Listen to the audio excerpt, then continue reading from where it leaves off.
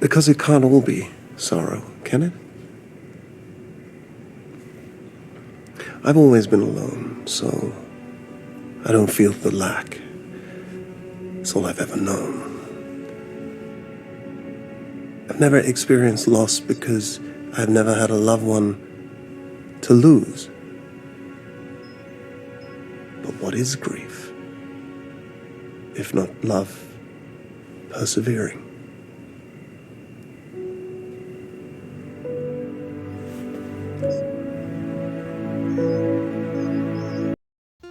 Hello guys, and welcome back to my channel. If you're new to the channel, my name is Charles and I do reviews of movies, series, trailers and specials. And today I will be ranking the MCU Phase 4 series that has come out. So Phase 4 is as I said in my movie ranking, Phase 4 is in a term about grief and moving forward and trying to find a way to move forward after when something bad has happened. And unlike the movies that were mostly subpar, the series were actually better than the movies. And one of the reasons I think that happened was because we had enough time to get used to the new characters, to acquiesce to them, to have an emotional attachment to them. That doesn't mean they are all slam dunks. There are a few that were not so good, but the ones that were good were excellent, so enjoyable. And I also want to add that for this ranking, I'll be including the specials, since I feel they're too small or they're too short in length to be a movie, so I just decided to rank them as specials. And I also want to add that Groot's short will not be ranked, because I feel it's unfair to rank Groot, because if I was to add Groot's shorts in the rankings, he'll win, so it's unfair to the other series for me to rank him, so he's not included in this ranking. But I have to say, from 2021 to 2022, which was how long Phase 4 lasted, they had 11 projects, 11 series, including the 2 specials and Groot's shorts. That's a lot, and I think that's what is contributing to the Marvel fatigue, because not all of those series that came out were so good. They prioritized quantity over quality, and it's understandable. There has to be pumping out projects for Disney Plus, but just too much. The only good thing I can see from this is that you don't have to watch everything, unlike in Phase 1 to 3 that you had to see A to understand B and understand C and understand D. This, you can just watch. You can start with She-Hulk and then skip Ms. Marvel, or watch Moon Knight and then skip WandaVision, stuff like that. That's the only good thing I can see about it. But all in all, I prefer the series to the movies, because the series, they had time to tell their stories, and some of those stories they told well, some of the stories they did not tell well.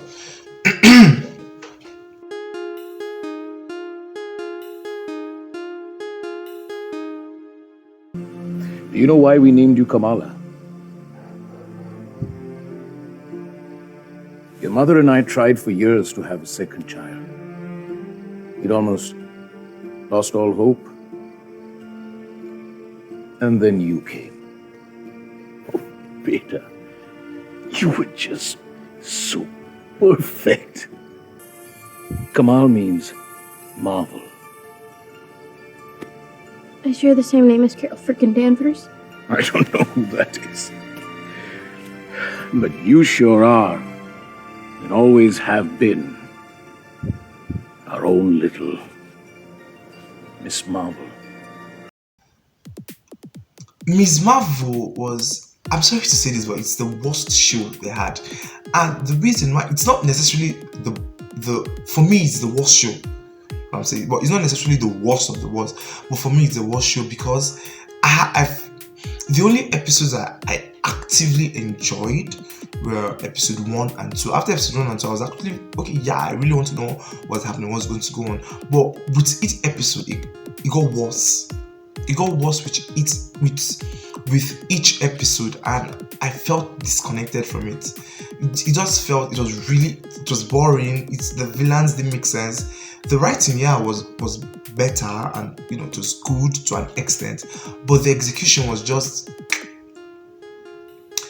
I really didn't enjoy Miss Marvel. It was just my worst. And something else that peeves me to my soul is the fact that they're trying to make Kamala a mutant. She's not a mutant. She's an inhuman. And if they should go the route of that mutant, I'm not going to be very happy. I don't like the fact. I mean, you can change some things from the comics, but this is too far. This is way too far. Making her a mutant, I don't like it. I mean, I love the X-Men and I love mutants so much, and it's unfair. It's making her a mutant when the Inhumans are there, and she is an Inhuman. So I didn't like that part. And I also hated her powers. I hate her powers so much. I hate the fact that they changed her powers. I understood. Don't get me wrong. I understood why they did it. It was very understandable for the Marvels, to make the 3 heroes of the Marvels energy-based powers. Understandable. But I hate that they changed her powers, and I truly wish and hope they're going to revert back to her comic powers. That's just my thought on it. That's why Miss Marvel is at the bottom of the list for me.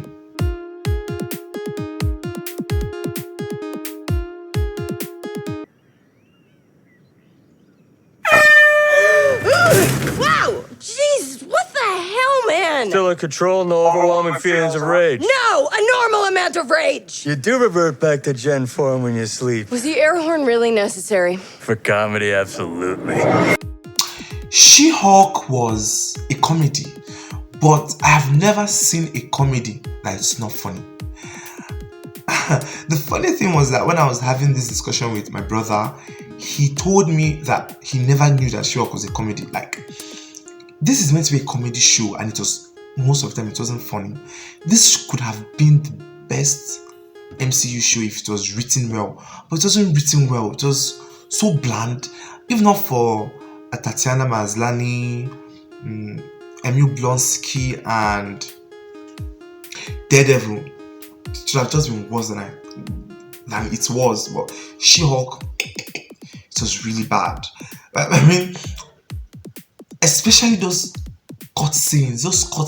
It's as if the writers never even decided to research how a cutscene works. Even if it's played for comedy, at least let it be funny. It wasn't funny. It was very annoying. She-Hulk's biggest problem was from the writing, and I did not enjoy it one bit. For a comedy show, it wasn't really funny. When I had to give them, the finale was I can say smart. Excuse me. The finale was smart to an extent, but the show all in whole was a very big letdown.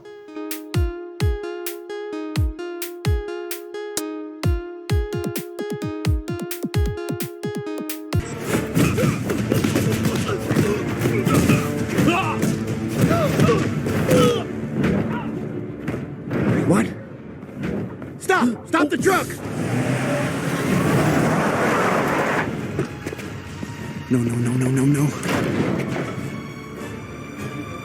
Oh, come on! What if is they haven't found their foot yet, is what I can say. And this is coming from a guy that I love animation. I love animation way more than live action. But what if had way bad episodes than good episodes, but the good episodes they had were really good. The only good episodes I can think of is the zombie episode and Doctor Strange's episode. The rest went from average to bad. So that's why it's in this list. But it's nice. The overall connection to the MCU is lacking to an extent, but it's just nice.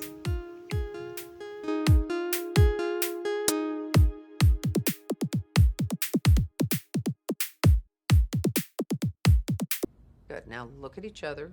You need to look at each other in the eyes. There, you see, that wasn't so hard.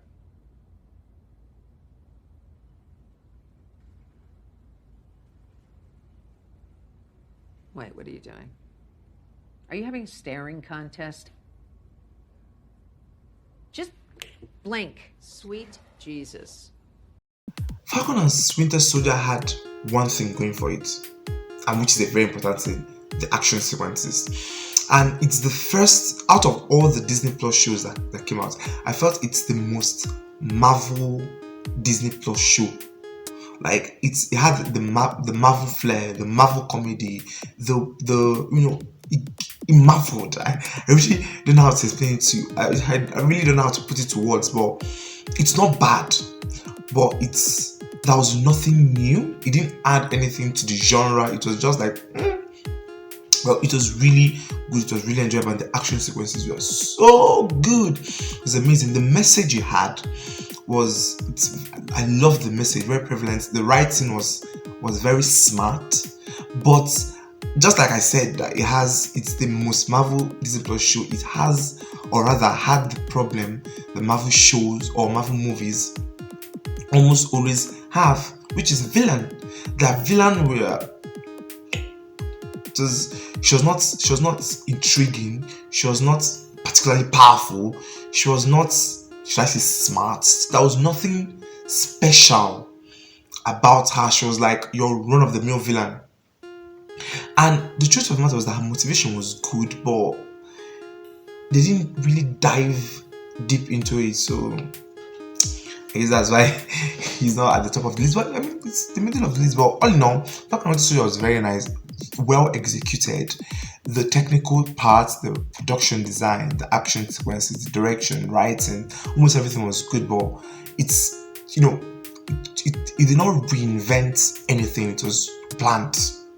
It was, your Marvel bland sugar. Still good.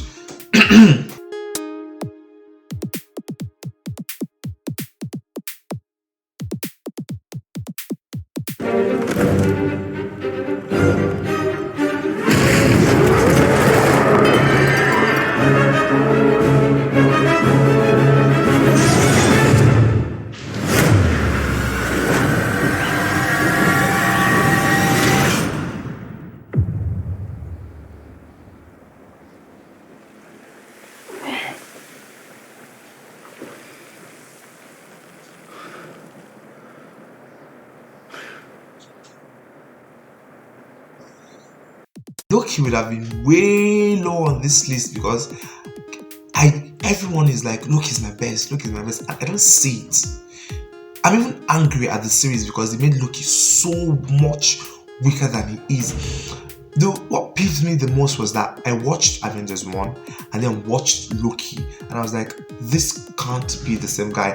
And funny enough, it's meant to be the same guy because the Loki we had in Loki came straight from the first Avenger. So it's basically the same person, and he's not as powerful as he's supposed to be.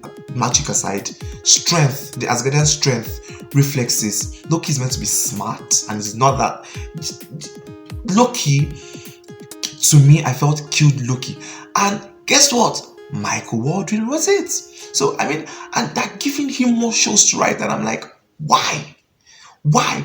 You've given this guy 2 chances, and he has proven that he can't actually deliver. So, that's just me. That's just what I think. I really didn't enjoy Loki. But, what I didn't enjoy the most was, as I said, what they did to Loki. The writing was just the problem. But every other thing was so good. And to be sincere, it's a well put together series. But the problem and the fault is from the writing. So that's why it's not lower down on the list. Yeah, let's see. The High Line is great. There's a Christmas market, Union Square. I'm not quite sure those are the right fit for the bloodthirsty vigilante type. The bloodthirsty vigilante. Sometimes you're funny, Kate Bishop. Do you keep saying my whole name just to point out that you know it? Yes. I know a lot about you. Are you in New York to talk to Clint? Is that why you're here? No. I'm here to kill him. Hawkeye was another Marvel, run-of-the-mill Marvel series. But the reason why it's high on this list is because I love the Christmas aspect of it, and I love Yelena, Florence Pugh, and I also love Kate Bishop, Hawkeye. I remember reading my first Young Avengers comic. That was the first time she showed. I just fell in love with Kate Bishop. I followed her all through the comics, and I really love her. And I also love Haley Steinfeld. So it was just two people I love merging together to deliver what I like. So I really enjoyed Hawkeye, and I love the fact that Hawkeye got the chance. He's one of the founding members of the Avengers, and he got the chance to shine. It was nice. Enjoyed Hawkeye. That's one of the reasons why. That's the main reason why he's so high up on this list.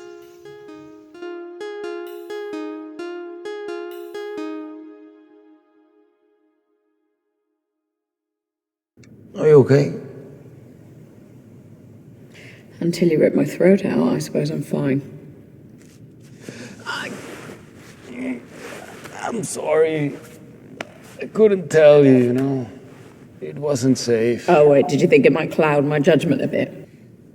You see, I've got systems to manage the hurt I could cause. I don't care about your systems. Just stay away from me until you can't. But they work. You'd be surprised. They actually work. Because I'm not like that. I'm like this. I would never hurt you or hurt anyone. Any hunting that I do is done by a part of me that is not me. And that's not the part you're with right now.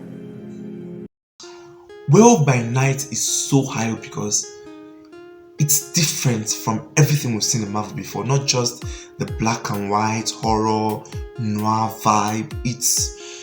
It actually brings something new, or it's very different from your normal Marvel fare, and it's fresh, and it was so great.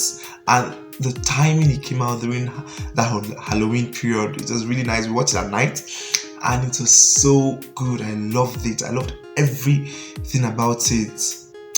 They actually found a way to bring Man-Thing, and it worked in live action. It was really nice. The black and white aesthetic of it was nice. The direction, the writing, script, acting, everything was just so good, which is why it's high up on this list. I really can't find much fault in it. It's high up on this list. We're looking for the legendary Kevin Bacon. We're looking for the legendary Kevin Bacon. Just said that, Drax. Your voice is small and mousy. I think maybe he didn't hear you. He heard. He's Kevin Bacon. He's probably got great ears. I'm sorry, guys. I can't help you. But wait. Just like Werewolf by Night, Guardian Special is just like it, but while Werewolf by Night is more horror-esque, Guardian Special is more Christmassy and festive, and it's new. It's nice seeing Christmas in the MCU again for the third time. It was really nice. It was funny. Mantis had the option to shine. I loved it so much. It was basically perfect. It's something that you can revisit every year during Christmas time to just watch and feel good. It's fresh. It brought something new to the table for the MCU. I really enjoyed it.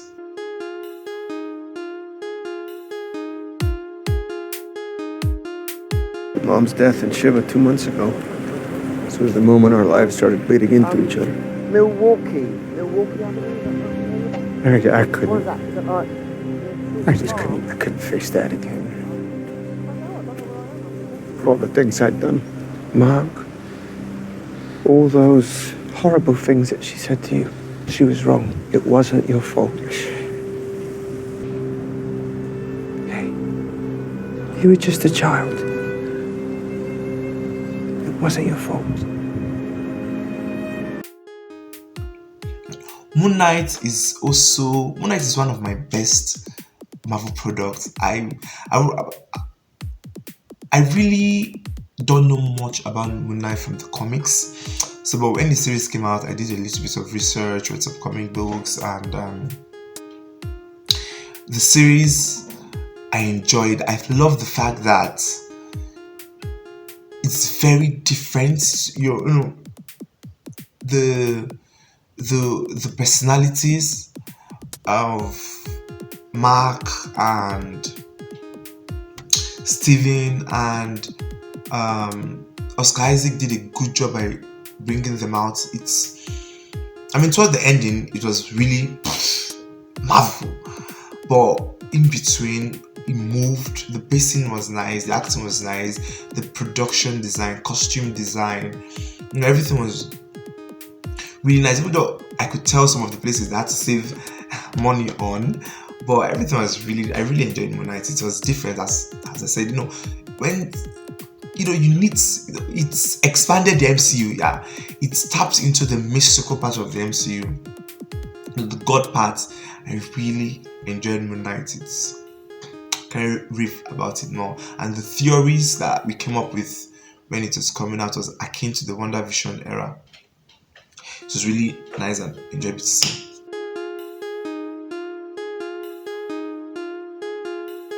Your mother and I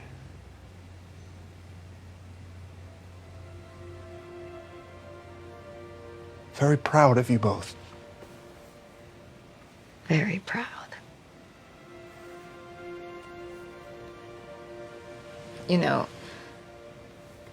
A family is forever.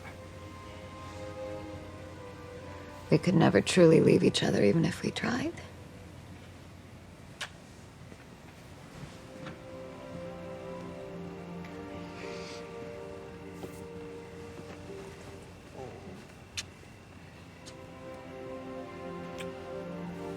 Good night, chaps. Good night, Dad. Good night, Dad. Good night, Mom.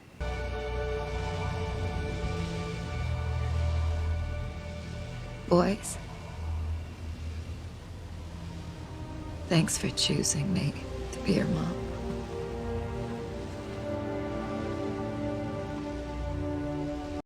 I love WandaVision so much. I love WandaVision. I remember when it was coming out, the theories people came up with, wanting to know what was happening. It was very different. It was nothing like Marvel has ever done before, and it's the first, and for now, the only MCU show to have been nominated 23 times for the Emmys for both Best Series, Best Actress, Best Supporting Actress, Best Actor. Good. Like, WandaVision was a cultural phenomenon, was a change. It felt so good. I can't find any fault in WandaVision. To me, WandaVision is a 10 over 10. I loved WandaVision so much, and it introduced my best superhero of all time. I can't wait to see more of that character. Loved WandaVision, and as a testament to what WandaVision did, we have spin-offs like Coven of Chaos, Multiverse of Madness, even the Vision series that is coming out, and to an extent, you can lump in Wonder Man to it, and WandaVision actually actively made Wanda a household name, and it was really nice. It was so good. WandaVision was so good. The writing was so good. Everything was so good. The direction, the acting, the costumes. It was fresh. It was a breath of fresh air. I really can't say much about WandaVision. It's so good. If you haven't watched it, please go and watch WandaVision. It's so good. What a wonderful time I had with WandaVision. So these are my ratings for the series of Phase 4. You can share your own ratings down below. If you enjoyed the video, please leave a like. If you haven't subscribed, subscribe. Have a nice day, and I'll see you guys on the next one.